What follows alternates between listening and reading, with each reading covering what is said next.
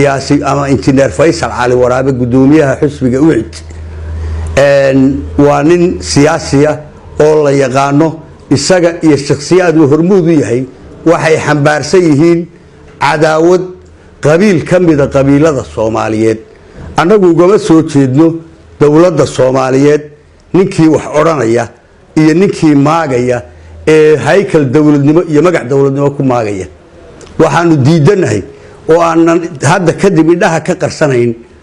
cadaawada faysal iyo kooxdiisu ay 24 saamiidiyaha la fadhiyaan ee caruurta ku canqarinayaan ee magaca qabiilka daarood baanu diidanahay waanu ka soo horjeednaa waxaanu ugu baaqaynaa inay arinta ka wantoobaan faysal mar wuxuu yiraahdaa irir baana mar wuxuu yiraahdaa dir baanu nahay anagu reer sheekh isxaaq baanu naqaanaa heer sheekh isxaaq baanu naqaanaa nin baa gabiyay malaawal arintii abwaanki markuu gabiyay baa nin kale wuxuu u arkay wax munaasib aan ahayn inay meesha ku jiraan wuxuu gabaygiisa ku soo ururiyay si soorow miyaad ugu bogtay shaacirka habaabay wareer sheekh isxaaqow cadaawadan daarood ee uu faysal afka ka dhigi waayay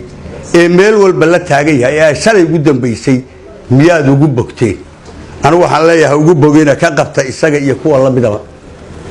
dawladda Soomaaliya ee xamar ka dhisan ee uu sheegayo 4.5 bay Soomaaliya ugu qaybsantahay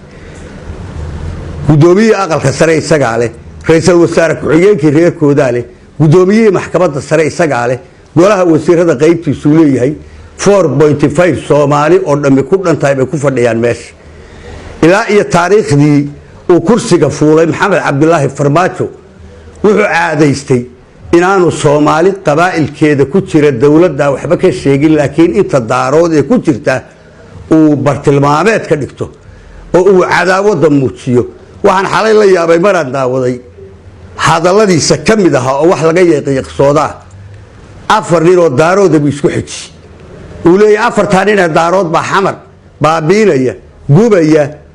kuwa uu la hadlayana way garanayaan oo way arkaya waxa uu uga jeedaa inay cadaawad daarood iyo isku dir ay tahay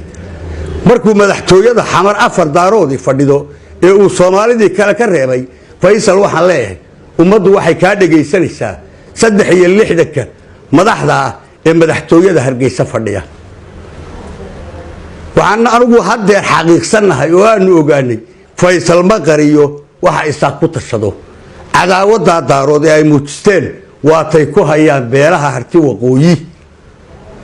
weeye baa noo cadaatay waxa weeye adeer saddexda xisbi waa isaaq gudoomiye xisbi madaxweynuhu waa isaaq wasiirka arrimaha guduhu waa isaaq labada taliye ciidan booliiska iyo militariga waa isaaq 75 agaasime oo isaaq ah madaxtooyada annaga waxa noo soo fadhiistay islaamuhu markay gabdho badan dhalaan baa wiilka tarax baa loo bixiyaa gudoomiyaha baarlamaanka baasha maxamed xaddo tarax laga dhigay baa horta soo fadhiista samaroonna waxa uu soo fadhiista saylici oo isaguna dugsiye ah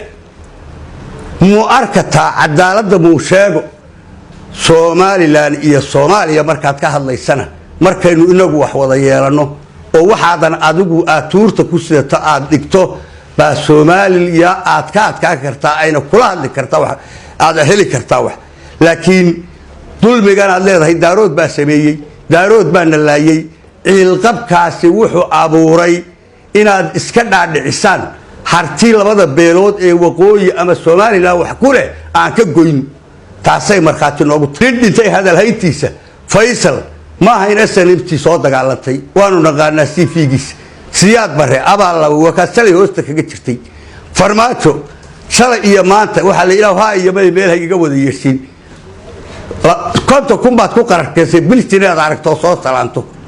nin isaaqo adiga mooyo salaan oo ordo biltiin ula tagay ma jigo war dhagahaaga iyo afkaagu hay ismaqleen wuxuu shalay yiri oo xalay daawaday maxamuud saleebaan baa noo hanjabay maxamuud saleebaan irir baan ho koonfurta galkacayaan irir ka soo kicinaya aqli laawe war maxamuud saleebaan iyo shishoore horta waa ilmaadeer labaad irir hayb la yiraahdaana maba jirto maxamed xaaji ibraahim cigaal oo booliska siyaasadeed uga jeeda ayaa dhowr iyo 60 bixiyay waxa jirin intaad u yeedhanayso ma ka fakartay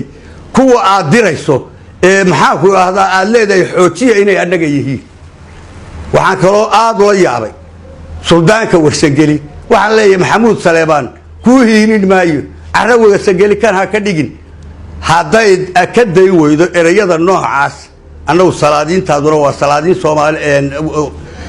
baynoo yihiin waxaana ka sheegi mayno suldaanna colaad ma abuuro waxaanu kuu sheegaynaa maxamuud saleebaan iyo annagu waxaanu nahay harti waxaanu nahay daarood Ismaaciil waxaanu nahay qabiilka Soomaaliyeed aan haybtooda marba meel laga doonin wasalaam calaykum